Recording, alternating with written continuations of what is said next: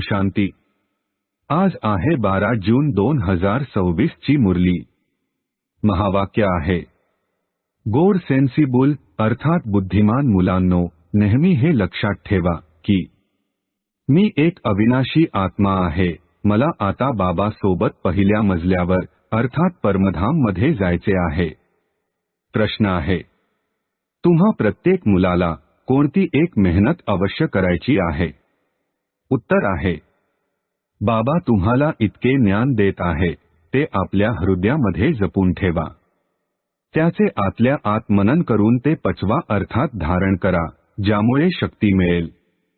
ही मेहनत प्रत्येकाने अवश्य केली पाहिजे। जे अशी गुप्त मेहनत करतात ते सदैव हर्षित राहतात। त्यांना नशा असतो की आम्हाला शिकवणारे कोण आहेत, आम्ही कोणाच्या समोर बसलो आहोत। धारणेसाठी मुख्य सारांश आहे, 1.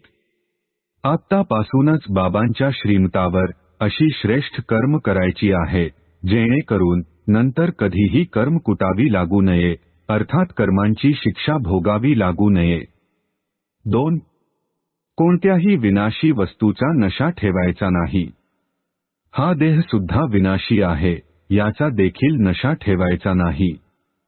सेन्सिबल अर्थात बुद्धिमान बनायचे आहे। आजचे वरदान आहे, या जुन्या दुनियेला परदेश समजून याच्यापासून उपराम अर्थात लिप्त राहणारे स्वदेशी भव। स्पष्टीकरण आहे, जसे बरीच माणसे परदेशातील वस्तूंना स्पर्श सुद्धा करत नाहीत, समजतात की आपल्या देशातील वस्तूंचाच वापर करावा, तसेच तुम्हा लोकांसाठी ही जुनी दुनिया देखील परदेश आहे, याच्यापासून उपराम रहा। अर्थात जुन्या दुनियेतील ज्या गोष्टी आहेत, स्वभाव संस्कार आहेत, त्यांच्याकडे जरा सुद्धा आकर्षित होऊ नका। स्वदेशी बना अर्थात आत्मिक रूपामध्ये आपल्या अत्युच्च देश परमधामच्या आणि या ईश्वरीय परिवाराच्या हिशोबाने मधुबन देशाचे निवासी समजा आणि याच नशेमध्ये राहा। स्लोगन आहे, उचापतीमध्ये अडकून पडण्याऐवजी सदैव परमात्म भेटीच्या सोहळ्यामध्ये राहा। ओम शांती।